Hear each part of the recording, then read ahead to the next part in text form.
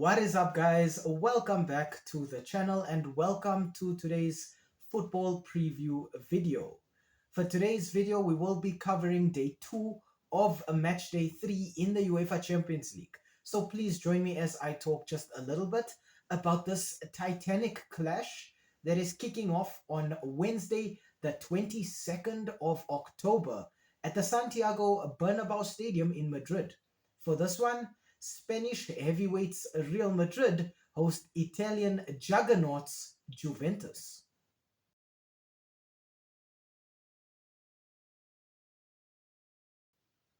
Kicking things off here with Real Madrid, the last 5 fixtures for Los Blancos have ended in 4 wins and 1 loss. Real Madrid were able to put that defeat against Atletico Madrid behind them and pick up 3 straight wins. Real Madrid's last match was a 1-0 win away at Getafe in the Spanish La Liga earlier this weekend. The first player we have to talk about for Real Madrid has got to be French centre-forward Kylian Mbappe. In 11 appearances, Mbappe has scored 15 goals and provided 2 assists, and he operates as a roaming centre-forward for Real Madrid.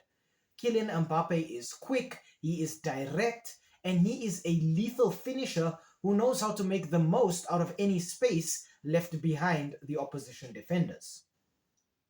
In midfield for Los Blancos, I want to talk about Turkish attacking midfielder Arda Güler. In 11 appearances, Arda Güler has 3 goals and 5 assists, and he operates as a playmaker in midfield for Real Madrid.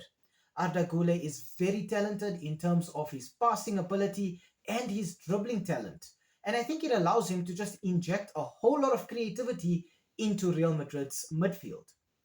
Defensively for Real Madrid, I want to talk about Brazilian centre-back Eder Militão. In 8 appearances, Militão has scored 1 goal, and he operates as the defensive leader at Real Madrid. This is a centre-back who is very physical, very athletic, and he just provides so much solidity to that Real Madrid backline.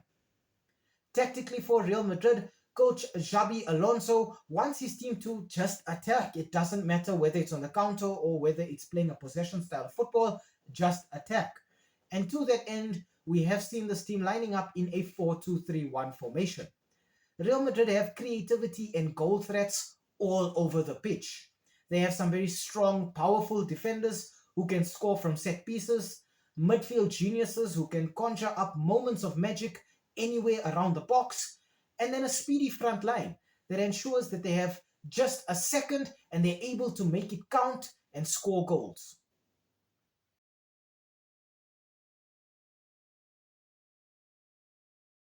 Okay, now on to the away team. For Juventus, the last 5 fixtures for the Bianconeri have ended in 4 draws and 1 loss.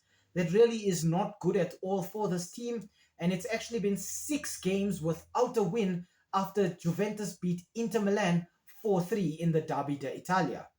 Juve's last match, unfortunately, was their 2-0 win away at Como in the Italian Serie A earlier this weekend.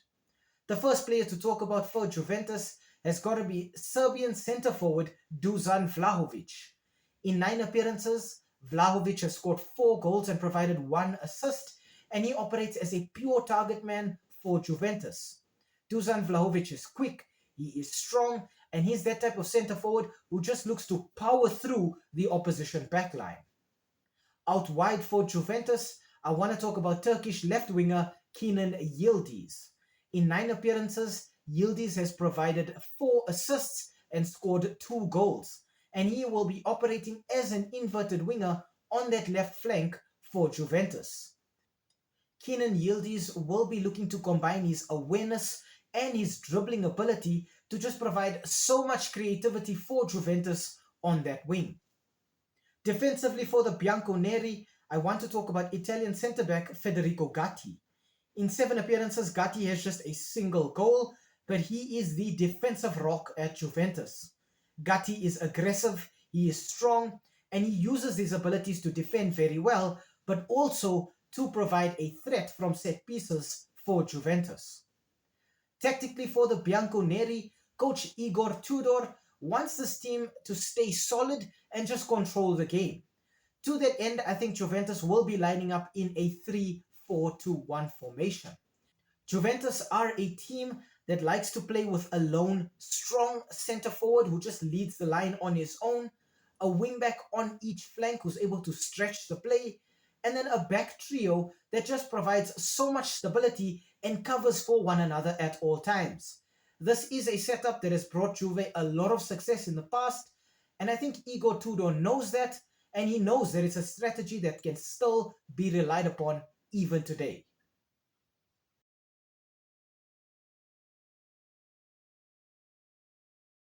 Okay, on to the head-to-head and our verdict. Now, the last five fixtures between Real Madrid and Juventus have ended in 3 wins for Real Madrid, 1 win for Juventus, and then 1 draw to separate the two teams. So if you're a fan of the Bianconeri, perhaps this is one of those days where you maybe might not be very happy with what you see on the pitch.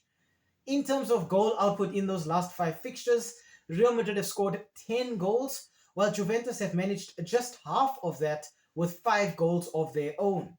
Interestingly enough, I think we have to notice here that there have been no clean sheets in those last five fixtures for Juventus. So Real Madrid know exactly what it means to breach the Bianconeri's back line. In terms of the Champions League table right now, Real Madrid are second with 6 points, while Juventus are 23rd on just 2 points. It's just 4 points separating these two teams, but a whole lot of places between them on that log table. In terms of injuries, Real Madrid still have so many defensive issues. Los Blancos are without Dani Carvajal, Ferland Mendy, and Antonio Rudiger. So it seems like whatever defensive issues they had last season have returned to haunt them once again this season. For Juventus, the Bianconeri will be without Milik, Cabal, and Bremer. And I think the absence of Cabal and Bremer in particular says a lot about how Juventus are going to approach this game. Juve need to get back on track as soon as possible. There's been too many draws this season for this team, and that's just not enough for success domestically or on the continental stage. The fixtures going forward after this match do look a bit easier for Juventus, so I fully expect them to turn things around in the next few weeks. For Real Madrid, on the other hand, Los Blancos are about to go through a very, very busy time with fixtures against Barcelona this weekend, then Valencia, and then Liverpool in the next round of the Champions League. So Real Madrid will really have to put in some very, very good shifts against all of these teams. I think in terms of how this game unfolds, Real Madrid will be more than content to let Juventus keep the ball and then just hit them on the counter attack. I think Xabi Alonso knows he has more than enough players everywhere on that pitch with the pace, the dribbling ability, the talent, and the goal scoring potential to hit the back of the net at any given point. I think in terms of how both of these teams approach games as well, Juventus look kind of scared to lose, so they don't really attack that much. And when you look at Real Madrid, they know that if they concede a single goal, they have more than enough talent on that pitch to go out there and score 2 or even 3 goals in response. So Real Madrid play with a kind of fluidity and freedom and that confidence of knowing that any one of those players can hit the back of the net if they feel like doing so. For Juventus, it's more a case of having to grind out results. It's more a case of trying to get that lead as early as possible and then just defend it. But Juve have not been doing a very good job of defending right now. I think it's also very important for us to know that this season, Real Madrid have won all of their games at home so far, and Juventus have won just 1 out of 4 games away. It was 2 draws and then a loss, so it's very touch and go for the Bianconeri this season.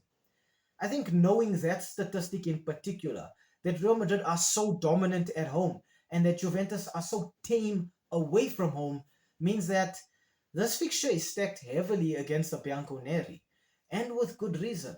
Real Madrid look stronger both mentally and physically right now, and Juventus look kind of beaten and broken. And Igor Tudor really needs to get this team functioning back at their peak performance as soon as he can.